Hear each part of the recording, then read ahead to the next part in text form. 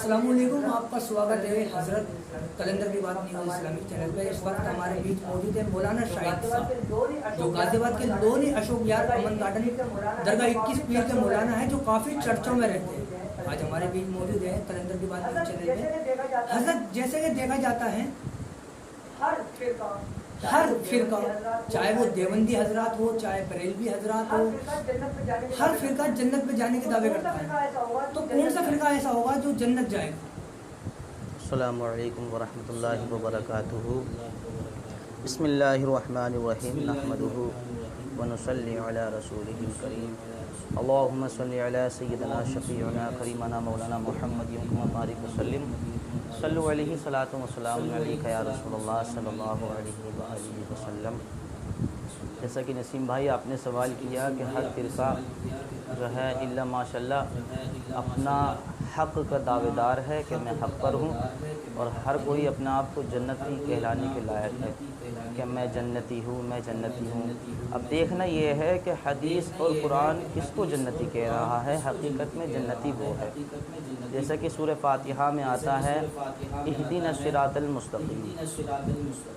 अल्लाह तबारक व तआला इरशाद फरमाता है कि अपनाओ सीधा रास्ता। सीधा रास्ता क्या है? हमारे लिए कुरान मुक़द्दस में या अल्लाह के रसूल की बारगाह से मालूम करें कि भाई हम अल्लाह के रसूल हमें बताएं, कुरान कह रहा है इहदिना सिरातल मुस्तक़ीम, अपनाओ सीधा रास्ता। वो सीधा रास्ता क्या है? अल्लाह के रसूल ने इरशाद फरमाया कि वो सीधा रास्ता वो है जो मेरे बताए हुए और मेरे सहाबा इकराम के नक्शे कदम पर चलेगा, गोया वो निजात पा जाएगा। तो इस हदीस पाक से हमारे लिए मालूम होता है कि वैसे तो सरकार ने एक और हदीस पाक इरशाद फरमाया है कि जब तक मैं इस दुनिया खाकदानी में ज़ाहिरी तौर पर जो है हूँ हयात, ज़ाहिरी तौर पर विसाल जो है होता नहीं है मेरा, तब तक मेरे सहाबा इकराम की जमात में फितनेदारी नहीं होगी। और जब तक मेरे सहाबा इकराम की जमात, मेरे सहाबा इस दुनिया में हैं, तब तक मेरी उम्मत में फितनेदारी नहीं होगी। यही वजह है सबसे पहले कि सबसे ज़्यादा फितनेदारी सहाबा इकराम के बाद उम्मत मुस्लिमा में हुई। हर किसी ने अपने जो अपने लिए हक़ बनता है, जो वैसा दीन के लिए अपनाना शुरू किया, लेकिन हक़ को वाज़ेह किसी ने नहीं किया कि हक़ है क्या। अल्लाह के रसूल ने फरमाया इहदिना सिरातल, अल्लाह के रसूल ने फरमाया कि मैं सीधा रास्ता वो है जो मेरे बताए हुए और मेरे सहाबा इकराम के नक्शे कदम पर चलेगा। गोया वो सीधा रास्ता है क्या? हर कोई किसी तबके को देख लीजिए, चाहे अहले हदीस हजरात हों या वहाबी हजरात हों या देवबंदी हजरात हों या बरेलवी हजरात हों या शिया हजरात हों, कोई भी हो, हर कोई अपने आप को जन्नती कह रहा है। लेकिन जन्नती कौन है? जिसको अल्लाह के रसूल कहें वो जन्नती है। मैं दावेदार बन जाऊं कि मैं अपने अमल की बुनियाद पर जन्नती हूँ, ऐसा हरगिज़ नहीं। जिसको अल्लाह के रसूल ने कहा वो जन्नती है। अल्लाह के रसूल कह रहे हैं कि मेरे बताए हुए और जो मेरे सहाबा के नक्शे कदम पर चलेगा वो जन्नती है। ना तो अहले हदीस तबका जो है वो तो सिर्फ अहले हदीस का तबका जो देवबंदी हजरात हैं, वहाबी हजरात हैं, बल्कि यही कहते हैं कि अल्लाह के रसूल सल्लल्लाहु मरकर मिट्टी में मिल गए। और जो भी बहुत से ऐसे हजरात हैं, फ़कत एक ही तबका ऐसा है जो कि अल्लाह के रसूल के बताए हुए और सहाबा इकराम के नक्शे कदम पर चल रहा है। वो तबका है अहले सुन्नत वल जमात का, जो अहले सुन्नत वल जमात कहलाती है जमात अपने आप के लिए। अहले सुन्नत वल जमात में देखिए आप, सहाबा इकराम के नक्शे कदम अंगूठा चूमना भी मिलेगा, मज़ारात पर जाना भी मिलेगा, नबी पाक अलैहिस्सलातु वस्सलाम की बारगाह में सलातो सलाम पढ़ना भी मिलेगा, दुरूद शरीफ पढ़ना भी मिलेगा, और बेइंतहा मोहब्बत मिलेगी। यही वजह है कि अहले सुन्नत वल जमात अपने आप को हक़ के दावेदार बनते हैं कि हम जन्नती हैं।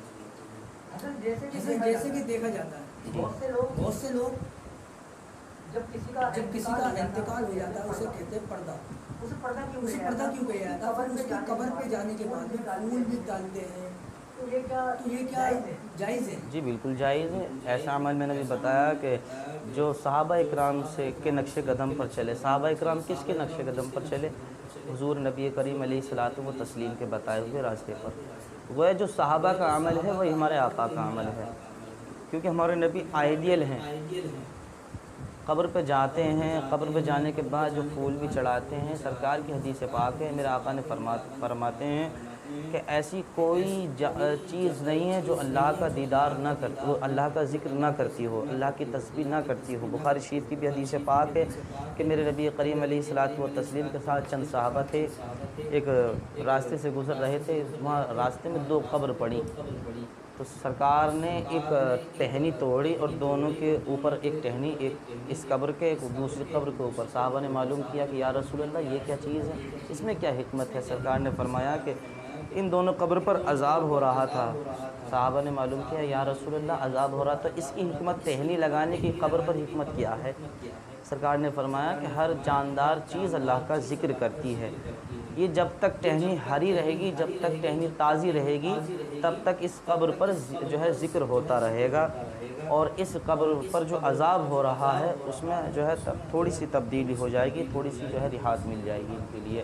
یہ جو پھول بھی ہم ڈالتے ہیں تو پھول بھی جب تک جاندار، تب تک جو تازی رہتے ہیں وہ بھی اللہ اس کا ذکر کرتے ہیں، عبادت کرتے ہیں، اللہ کا ذکر کرتے ہیں۔ قبر پر ڈالنے کا مقصد یہ ہے کہ قبر پہ جائے اور جانے کے بعد قبر والی کے اوپر ذکر کرے اور ذکر کی برکت سے ان پر رحم کیا جائے، یہی وجہ ہے۔ بہت اچھا لگا آپ سے مل کے۔ ہمارے بیچ ابھی آپ نے دیکھا کہ مولانا شاہد حافظ جو ہمارے بیچ موجود تھے، جنہوں نے کافی اچھا خلاصہ دیا۔